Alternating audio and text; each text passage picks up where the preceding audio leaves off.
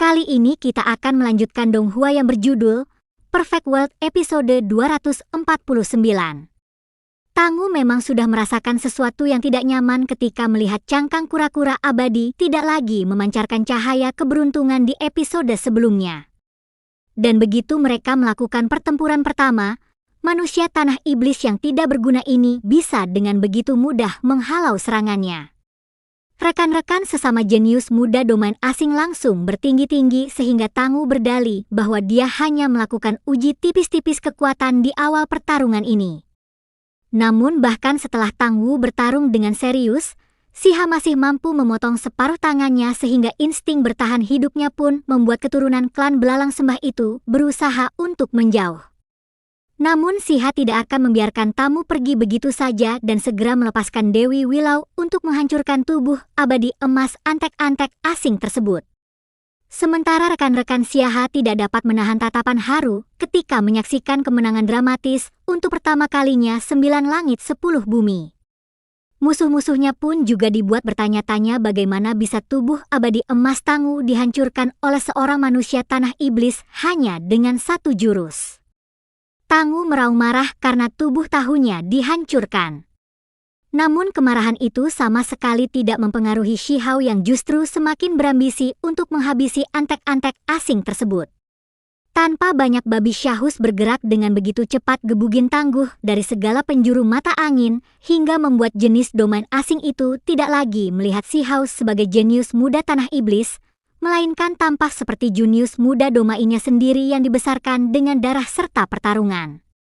Dengan demikian, Xiao pun berhasil mendapatkan kemenangan pertamanya.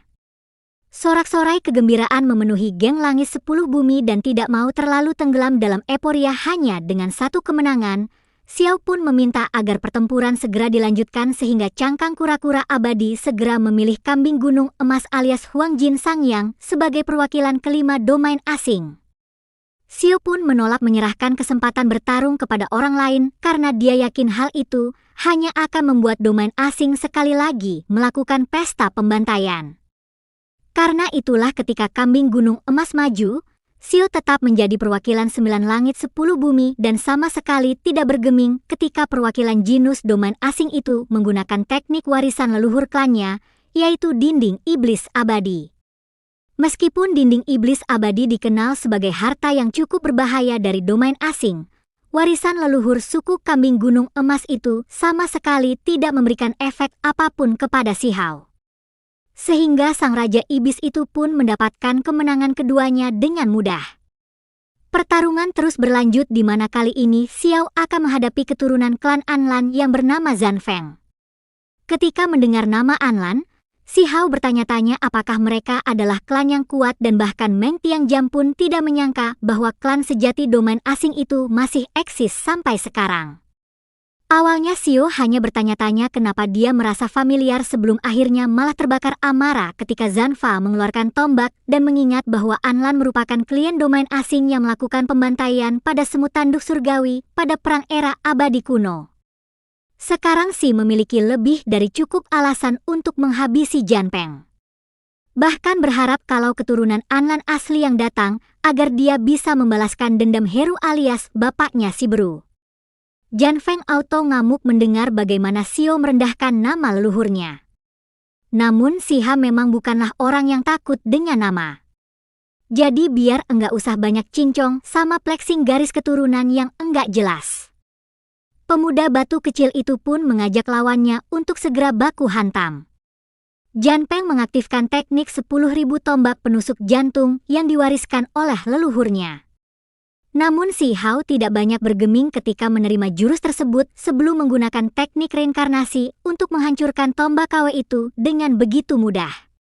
Siha meledek Janpeng dan mempertanyakan apakah hanya seperti ini kekuatan garis keturunan klan Anlan yang begitu dia banggakan hingga membuat si M punya garis keturunan menjadi semakin marah sebelum akhirnya mulai melakukan konfrontasi langsung kepada Shihao.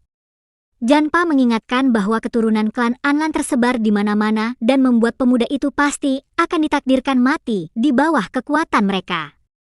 Merasa sudah empat dengan segala omon-omon yang dilontarkan Janpeng, Hao pun menyarankan agar pemuda itu berhenti mencuri kekuatan dari sebuah nama dan malah membuat yang diberikan saran semakin kebakaran jenggot. Jian Peng menarik tombak sekali lagi dan kali ini menggunakan kekuatan sejatinya untuk menghancurkan Siwu. Tapi ternyata bukannya benar-benar berhasil menghancurkan Hao. Singkat cerita, ketika medan perang kura-kura abadi itu berubah jadi galeri Master Chef ketika Chou Yoseng unjuk gigi kemampuan pisaunya. Sementara Tai Yutu khusyuk meramu bumbu-bumbu bersama Xiao untuk menyajikan rombongan 9 langit 10 bumi sup antek-antek aseng. Sementara Siha dan 2 asisten kokinya heboh memasak, rombongan domain asing hanya bisa dibuat renganga dan terbagong-bagong. Tidak habis pikir dengan apa yang dilakukan Siha dan kawan-kawan. Keterkejutan dan kengerian para ahli dari domain asing menjadi semakin padat ketika Siu mulai membagi-bagi daging bansos jantaneng kepada seluruh rombongan 9 langit 10 bumi dan membuat mereka tidak menyangka bagaimana bisa klan raja di domain asing mereka justru dijadikan bahan mukbang beramai-ramai seperti ini. Xiao bahkan memberi nama masakannya dengan sebutan 3 kesengsaraan surgawi dan meminta rekan-rekannya untuk menunggu dengan sabar karena hari ini dia akan memasak full di 10 tonik sempurna yang bisa dinikmati semua orang.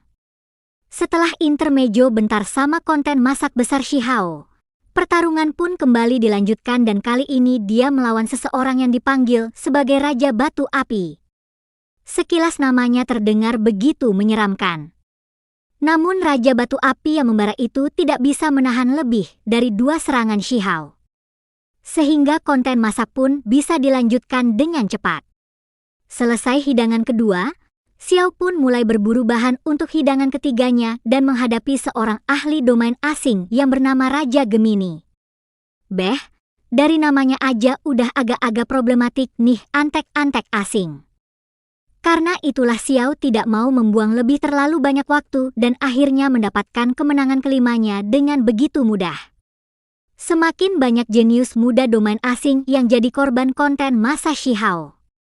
Dan kini dia mulai berpikir untuk memelaskan dendam kematian Xuan Kunun, Lu Hong juga Ziri Tianjun, Huang Jin dan para generasi muda domain asing mulai menggibah dan menyebut Xiao kejam karena menggunakan daging mereka sebagai makanan. Namun pernyataan itu justru membuat Xiao Hao menjadi kesal. Karena bagaimana orang-orang yang menganggap manusia dari alam lain seperti babi dan anjing memiliki hak untuk menyebutnya kejam. Hao sudah mendengar cukup banyak penderitaan dan hinaan yang diterima oleh para leluhur Ilan Langit dan 10 bumi sejak zaman kuno. Karena itulah hari ini dia akan membuat antek-antek asing itu mengalami sendiri bagaimana rasanya diburu dan dijadikan mangsa.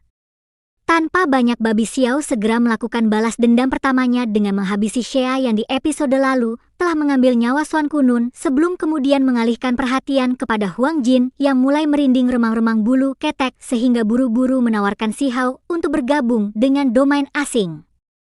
Huang Jin yakin bahwa manusia sekuat Hao akan mendapatkan banyak keberuntungan apabila bergabung dengan mereka. Namun sama sekali tidak menganggap perkataan Huang Jin sebagai tawaran yang patut dipertimbangkan. Untuk meyakinkan Hao, Huang Jin bahkan menunjukkan keturunan darah pendosa yang bergabung dengan mereka. Namun hal itu justru semakin membuat amarah lawan bicaranya menjadi semakin tersulut. Huang Jin sudah tidak tahu lagi harus mengatakan apa kepada Xiha dan menyebut pemuda itu tidak bersyukur padahal dia sudah mengatakan hal yang jujur. Sayangnya Xiao sudah melihat sendiri masa lalu leluhurnya dan tidak terima jika mereka masih disebut sebagai darah pendosa. Karena itulah dia berambisi untuk membungkam mulut Luang Jin dan memaksa keturunan burung emas itu untuk menggunakan teknik warisan leluhurnya. Namun berbeda dengan sebelumnya, teknik leluhur burung emas sama sekali tidak menimbulkan efek berarti kepada Xiao. Dan tanpa membuang lebih banyak waktu, Hao pun mencabut nyawa Huang Jin untuk mendapatkan kemenangan ke-8-nya. Klan panjang umur tidak bisa mengucapkan hal selain terima kasih kepada Shiho. Begitu pula Yao Yu karena pemuda itu telah membalaskan dendam Xuan Kun. Tidak cukup dengan Secha dan Huang Jin, Xiao pun mulai mencari yang disebut sebagai keturunan darah pendosa. namun sekarang menjadi bagian dari domain asing dan membuat pemuda bernama Fu Donglin itu langsung menunjukkan ekspresi terkejut. Kendati demikian, dia masih merasa bahwa tindakannya bukan kesalahan karena seorang kultivator yang kuat akan mengetahui kapan mereka harus beradaptasi dengan keadaan. Namun semua omong kosong itu tak lebih dari sekedar alibi yang tak berdasar bagi Xiao. Dan hari ini Fu Donglin akan merasakan takdir macam apa yang menyambut seorang pengkhianat seperti dirinya. Akhirnya episode kali ini berakhir sampai di sini. Jangan lupa like, komen, dan subscribe.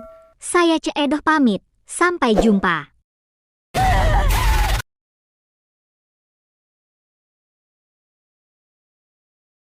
Setelah mengalahkan gadis perak yang di episode sebelumnya udah dapat buff dari esensi darah He Hua, Xiao pun memeriksa esensi darah tersebut dan bertinggi-tinggi.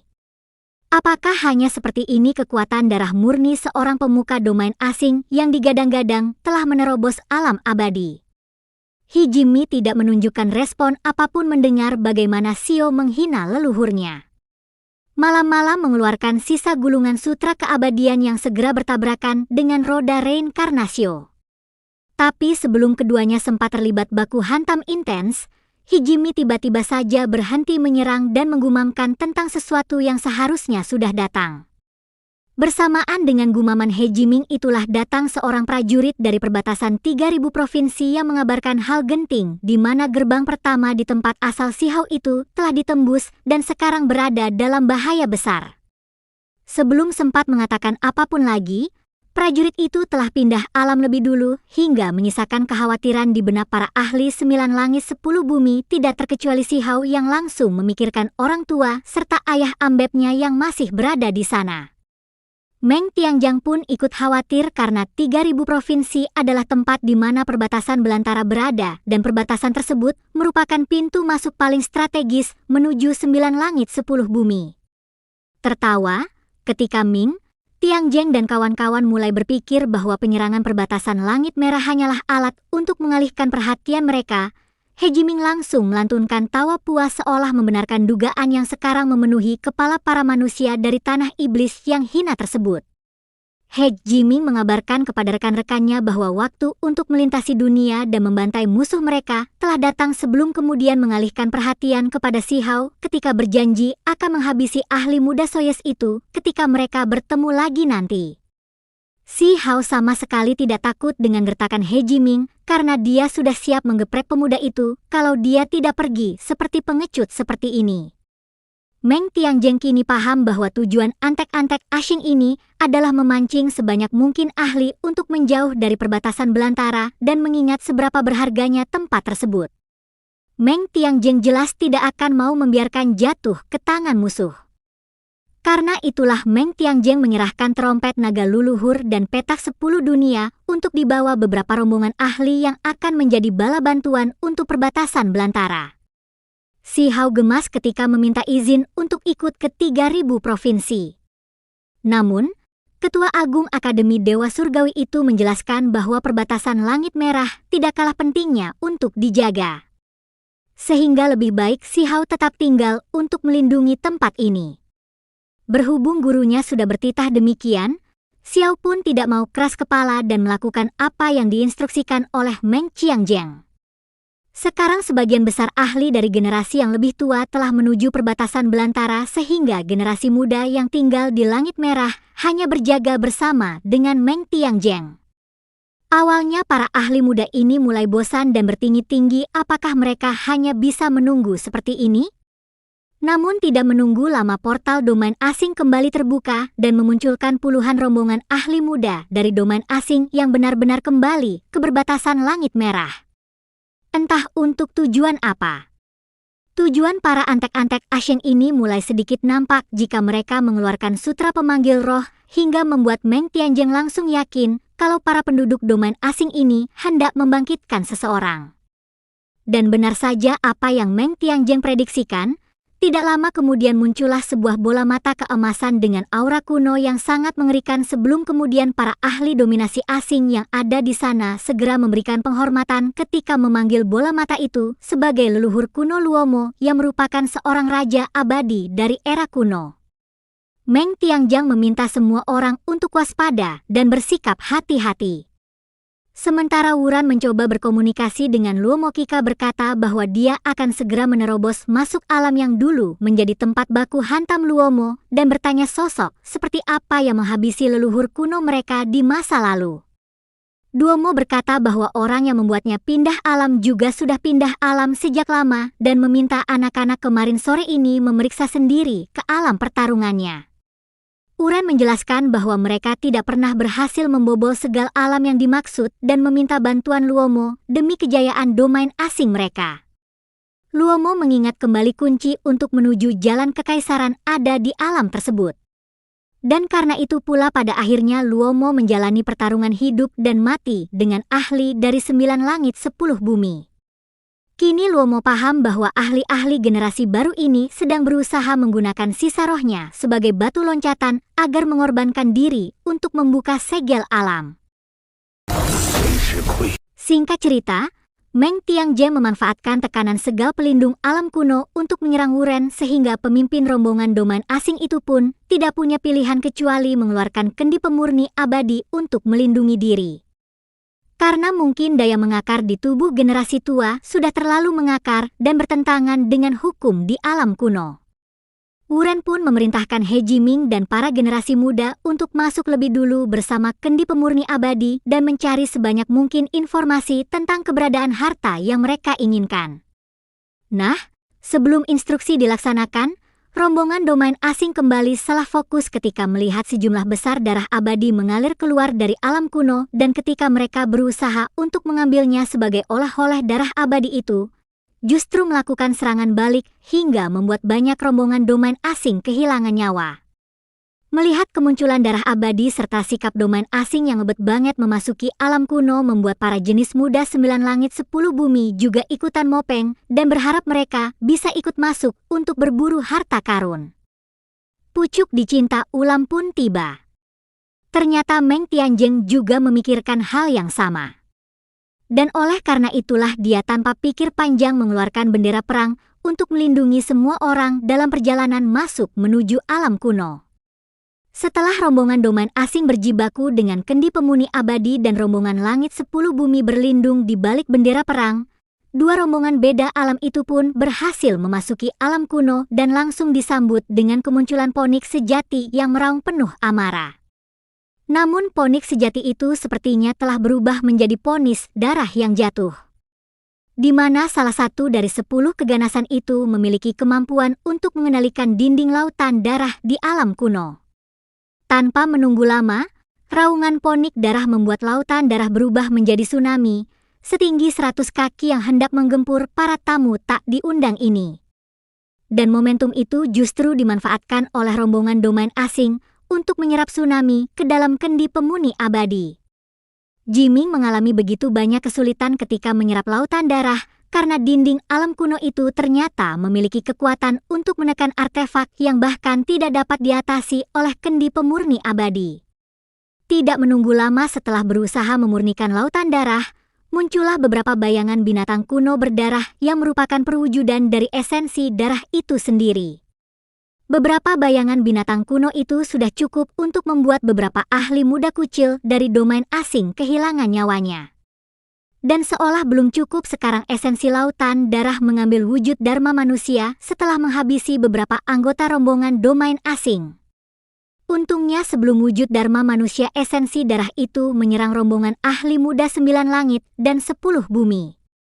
Meng Tiangjang sudah lebih dulu mengeluarkan pedang Daluo yang sebelum masuk ke alam kuno diberikan Xiao kepadanya dan menghancurkan wujud dharma manusia itu dalam satu tebasan.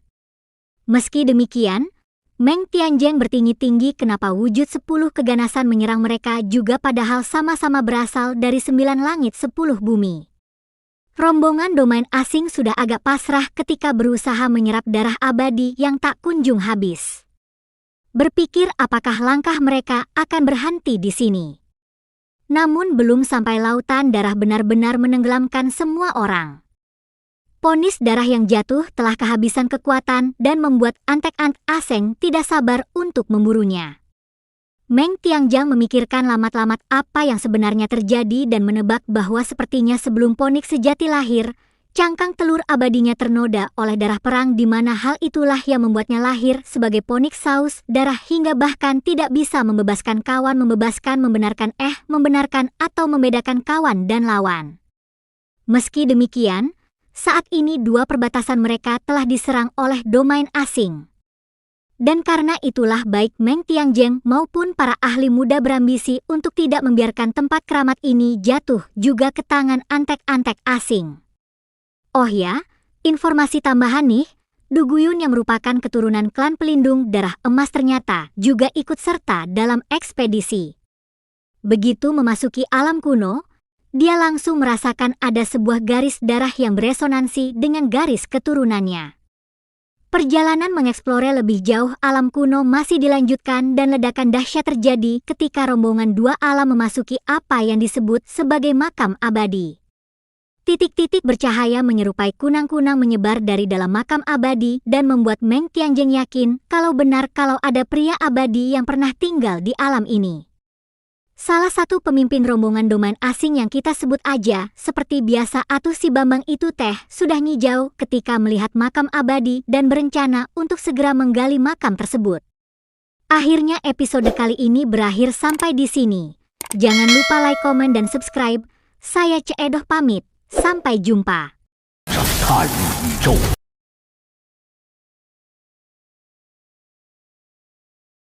Sementara Du Guyun masih berusaha mencari informasi tentang korelasi antara leluhurnya dengan pengukir batu prastasti yang mendiami tanah terlarang kuno. Meng Tiangjeng menjelaskan bahwa di zaman kuno banyak kelompok dari alam lain yang datang untuk memberikan bantuan. Namun setelah perang berakhir, tidak ada lagi kabar maupun informasi dari para penolong tersebut.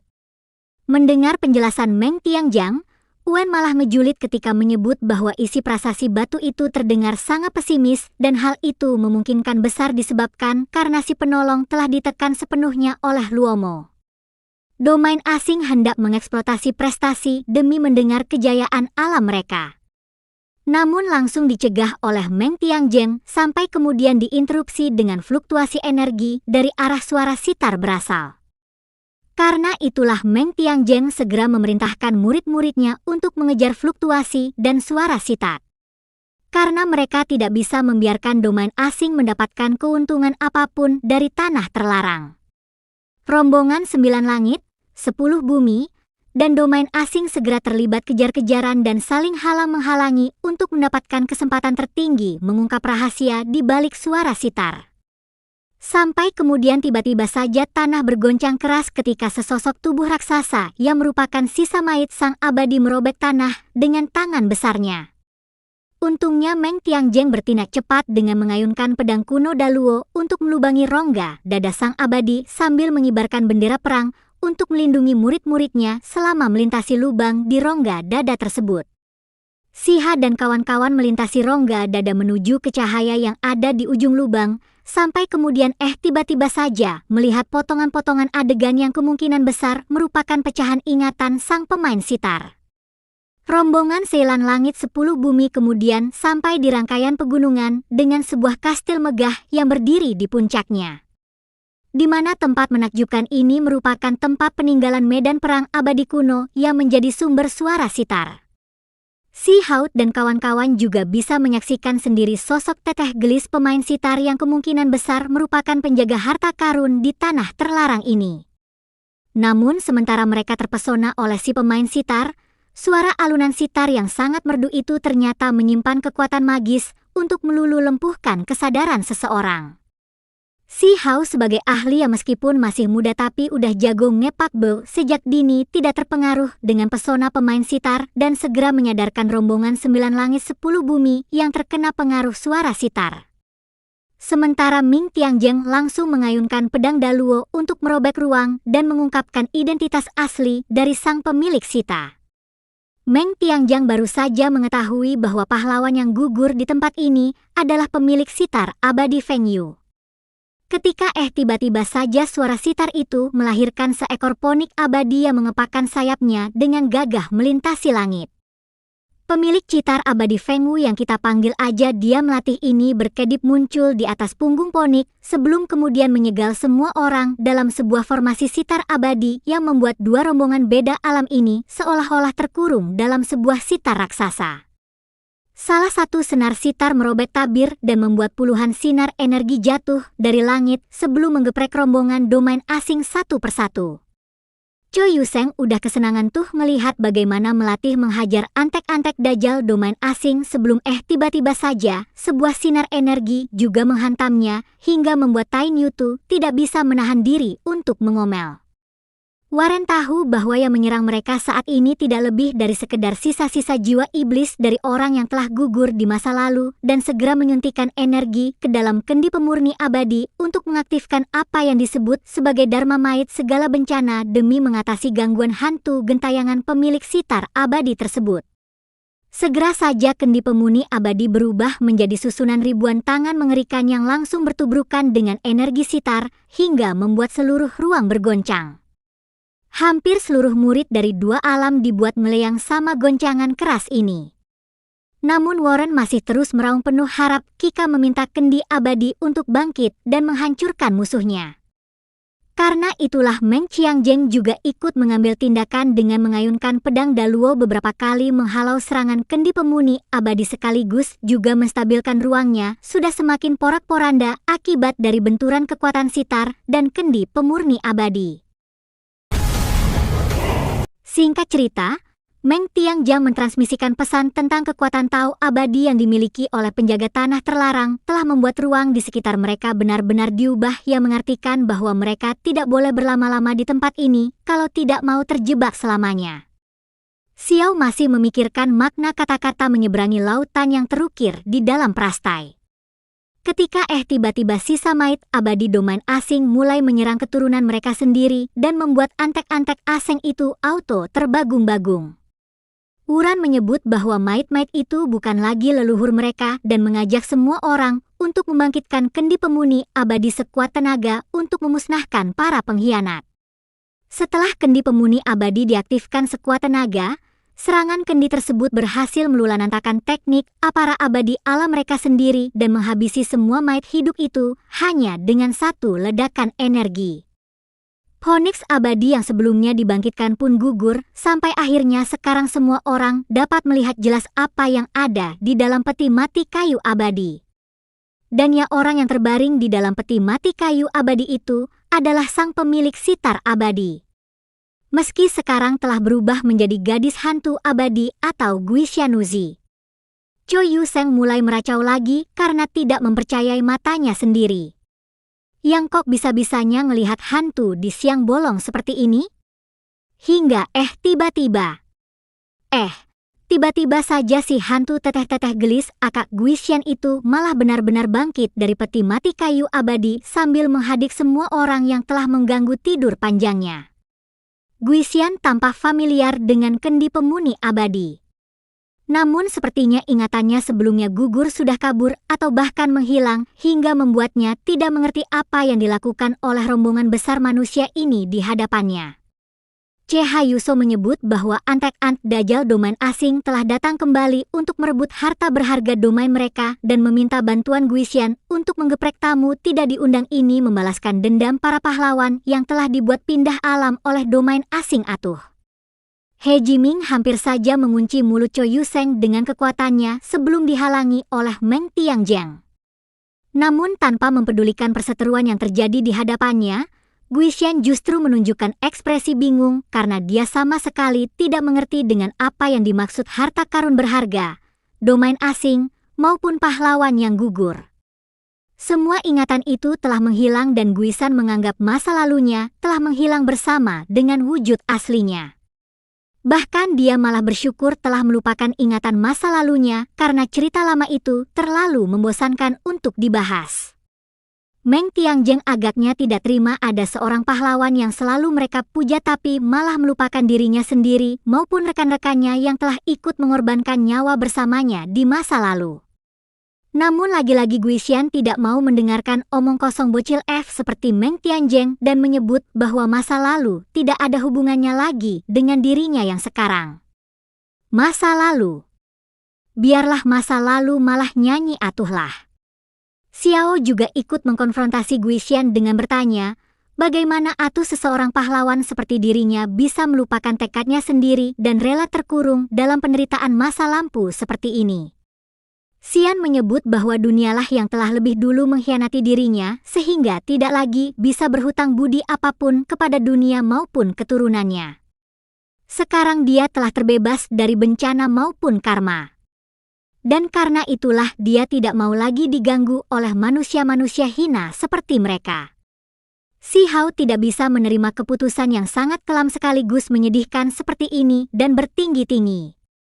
Apakah seluruh tanah terlarang yang ada di dunia tercipta dari penyesalan masa lalu para pahlawan? Dan bertanya apakah Guishan juga telah melupakan ambisi untuk menyeberangi lautan sesuai apa yang tertulis dalam prasasti. Namun lagi-lagi Guishan tidak mau mendengarnya. Malah menyebut bahwa jalan menyeberangi lautan yang dia maksud bukanlah urusan makhluk dari alam yang jalan abadinya telah terputus seperti 9 langit 10 bumi. Xiao merasa cukup tersinggung dengan sebutan itu karena dia berpikir mungkin saja Dewi Willow alias Li Wen juga pernah mengalami penyesalan di masa lalu. Namun gurunya tidak pernah goyah tekad dan tetap bersumpah untuk menyelamatkan semua makhluk. Karena itulah meski disebut sebagai makhluk yang jalan abadinya telah terputus, ketika bencana kembali datang, Xiao berjanji akan tetap berdiri di sisi yang sama dengan Li Wen. Guishan tidak tahu apa yang sebenarnya makhluk-makhluk seumur jagung ini cari di tanah terlarang. Namun hantu abadi itu kemudian melemparkan sebuah dupa pemusnah dunia dan menyebut bahwa setelah dupa itu pada maka ikatan takdir di antara mereka akan berakhir. Dia tidak ingat siapa yang memiliki dupa tersebut. Akhirnya episode kali ini berakhir sampai di sini. Jangan lupa like, komen, dan subscribe. Saya Ceedoh pamit. Sampai jumpa.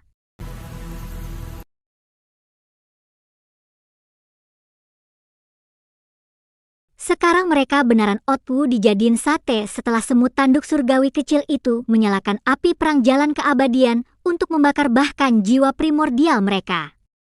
Wan Titian adalah satu-satunya yang belum terbakar oleh api perang jalan keabadian dan membuat para krucil keluarga Uang pun hampir pipis di celana menyaksikan kejadian mengerikan tersebut. Nah, sebelum Uang Tianmi nyusulin teman-temannya pindah alam, tiba-tiba saja celah spasial kembali terbuka dan memunculkan seekor naga berwarna biru langit yang memaksa agar seluruh murid keluarga Wang dilepaskan. Baik Shutian maupun Shi terima dengan pernyataan tersebut dan balik mengancam kalau mereka akan menghabisi seluruh keluarga Wang apabila masih bersikap tidak tahu diri. What? Naga biru itu meraung marah ketika menerima ancaman Siha mempertanyakan apakah pemuda itu benar-benar berani karena dia merupakan petugas patroli resmi keluarga. Naga biru yang kemudian berubah jadi bapak-bapak resek bernama Wei Kang itu kembali mengancam Xiao untuk melepaskan Wang Tianming dalam 3 napas. Dan dia akan memberikan kesempatan Xiao untuk bernegosiasi karena masih mengingat darah dan tulang para pejuang selangit 10 bumi yang belum kering di medan perang. Tapi keluarga anjing satu ini malah dengan sombongnya mengarahkan pedang mereka pada rakyatnya sendiri. Ancaman tersebut justru membuat Xiao menjadi tersulut emosinya hingga akhirnya menyalakan api perang keabadian untuk membakar jiwa Wan Tianmi secara pribadi.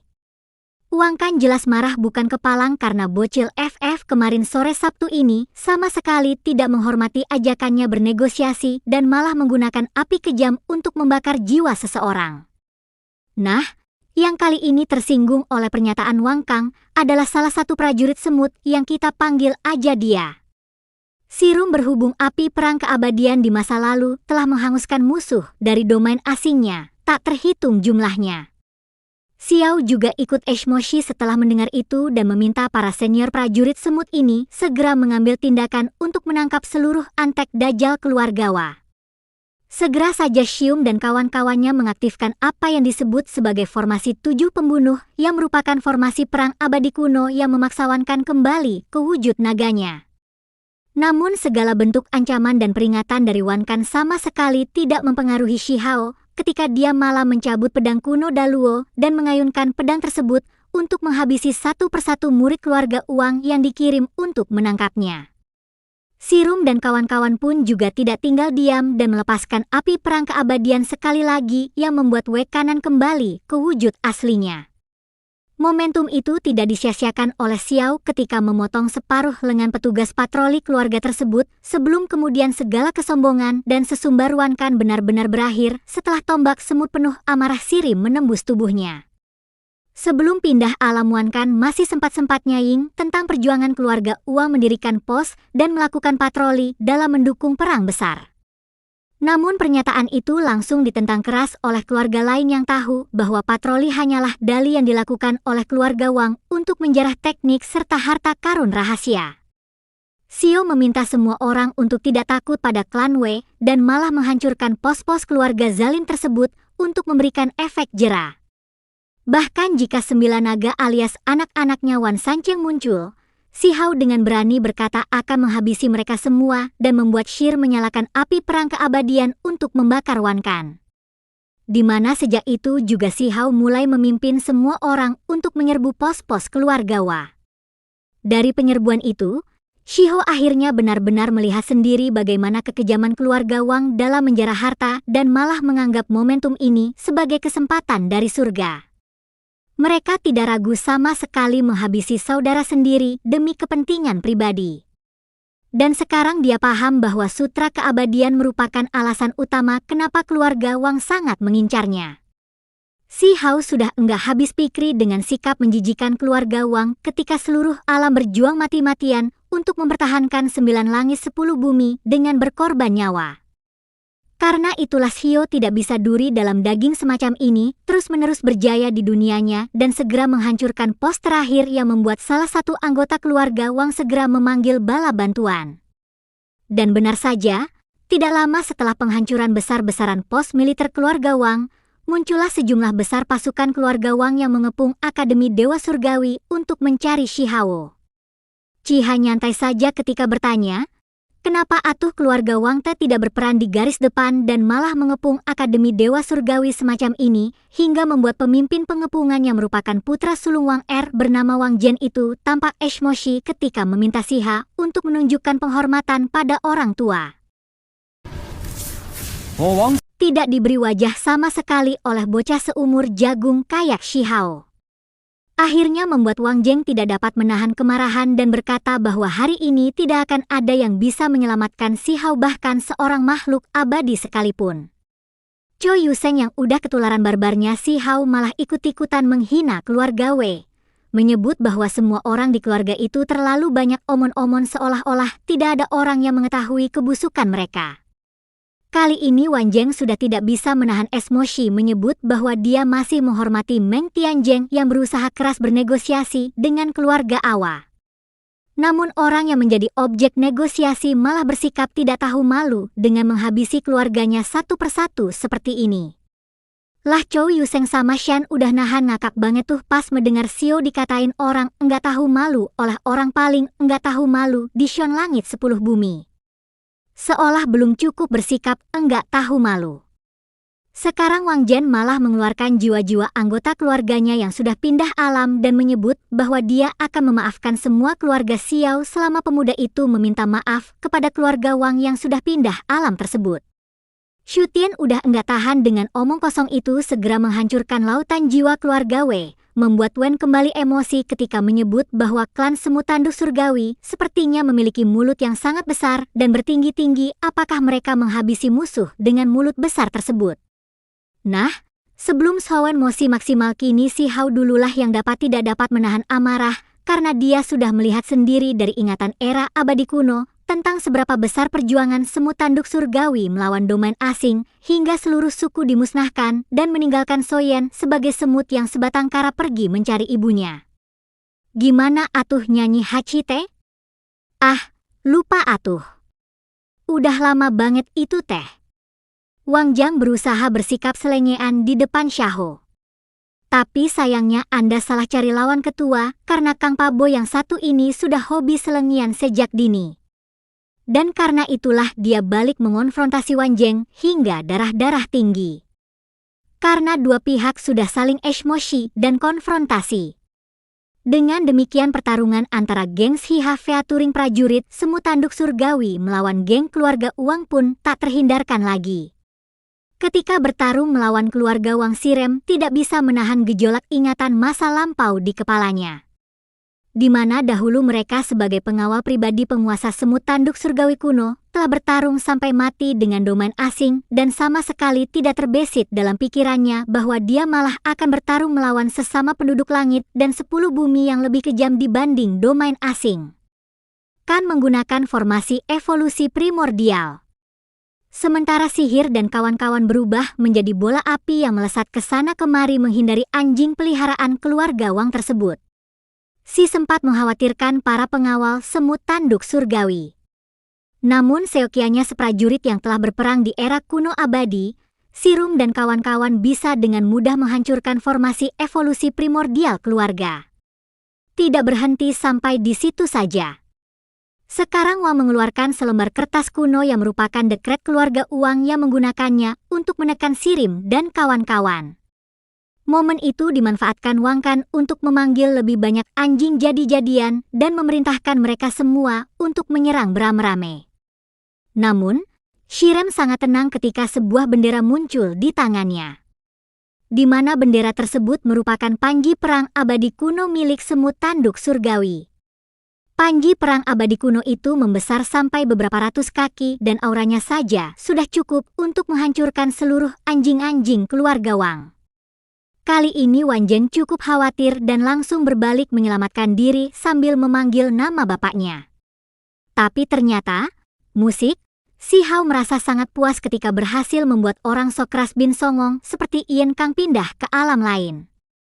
Namun ternyata pertempuran melawan keluarga Wang ini masih belum selesai.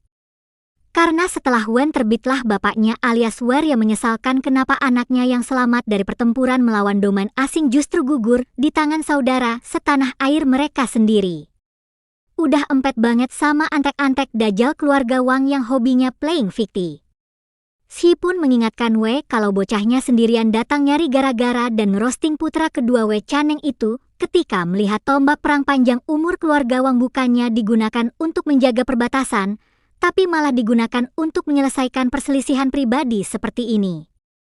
Akhirnya episode kali ini berakhir sampai di sini. Jangan lupa like, komen, dan subscribe. Saya Ceedoh pamit. Sampai jumpa.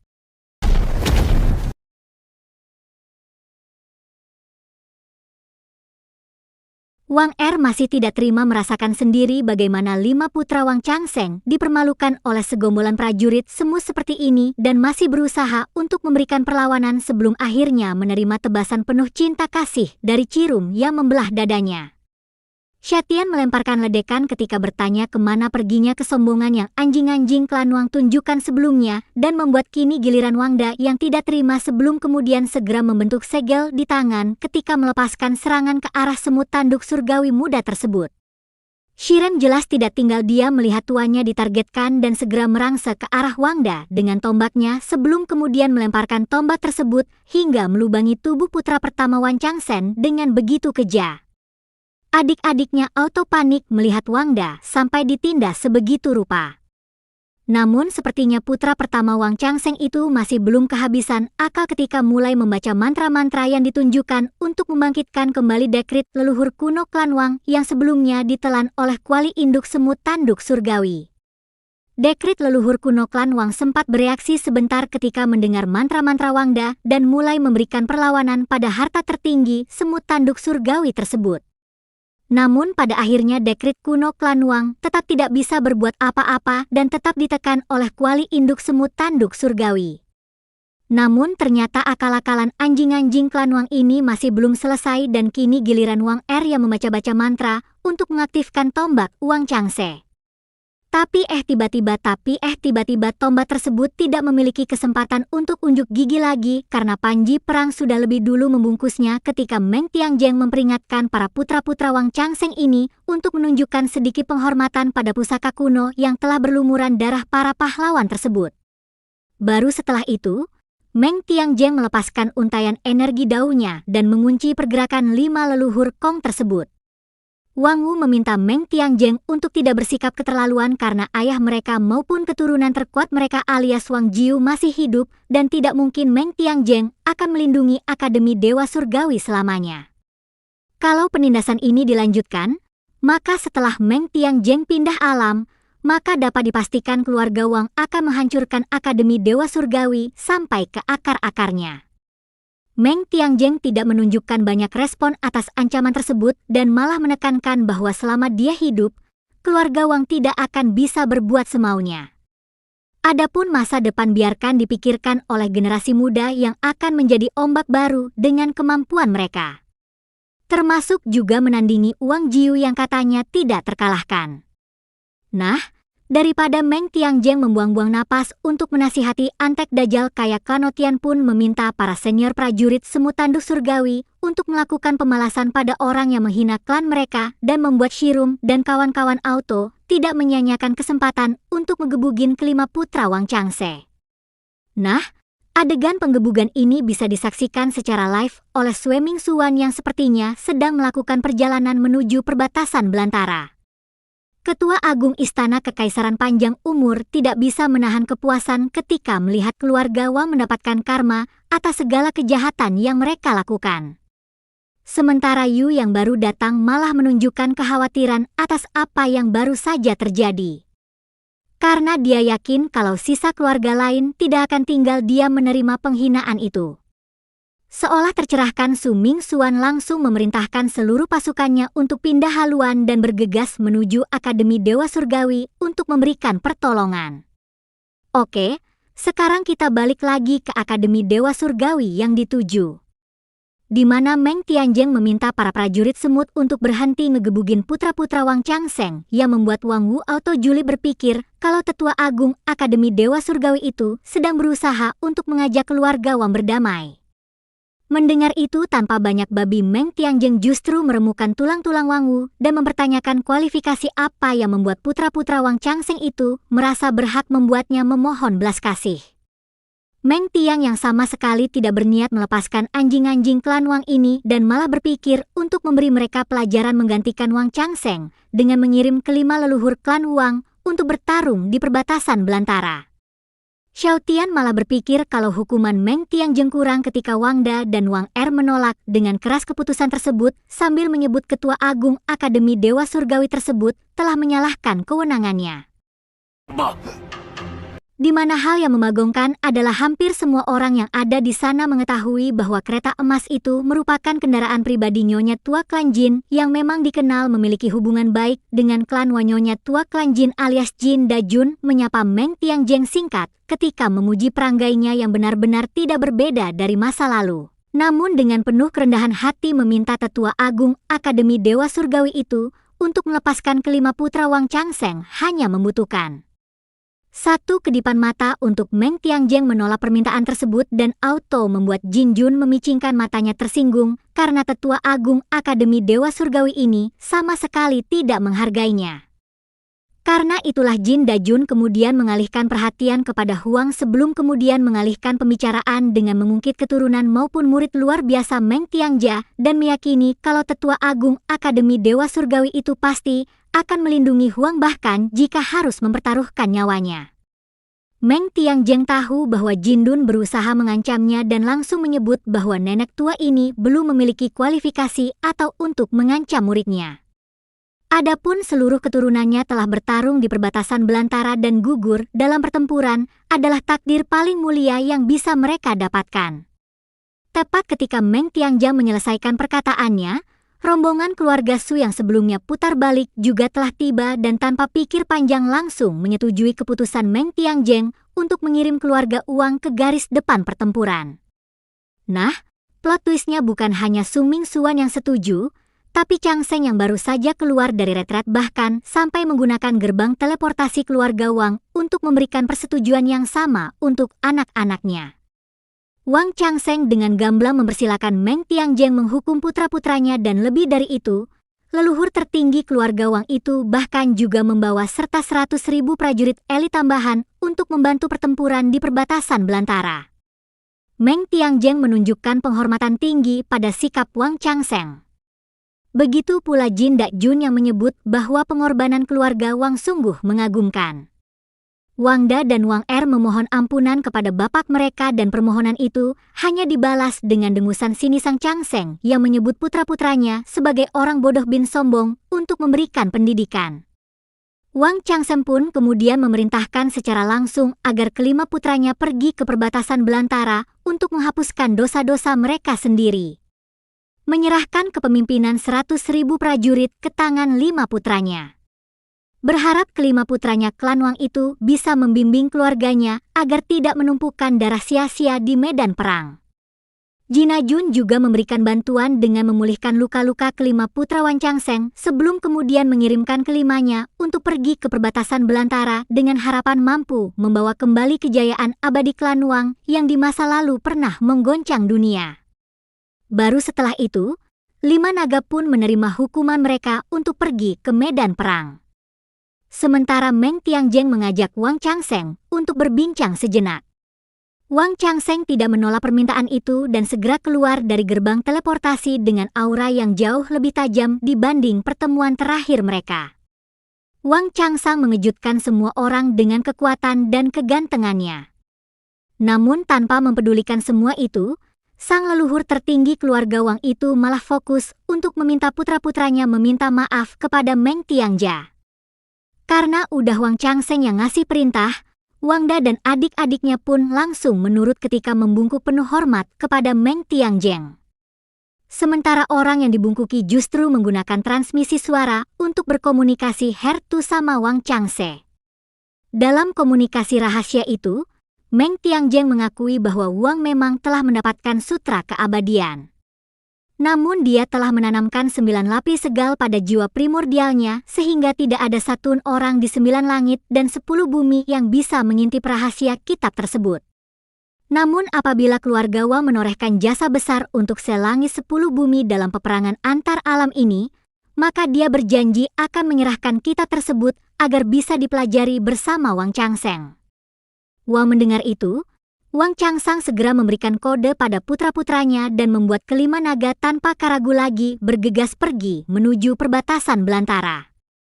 Sepeninggalan putra-putra Wang Changseng, Meng Tiangjeng juga mengirimkan transmisi suara kepada Shiho untuk meminta muridnya bersiap. Karena para jenius angkatan pertama dari setiap akademi akan diutus ke perbatasan belantara dan ketiga akademi besar akan segera melakukan seleksi masuk gerbang untuk para calon utusan. Akhirnya episode kali ini berakhir sampai di sini. Jangan lupa like, komen, dan subscribe. Saya Ceedoh pamit. Sampai jumpa.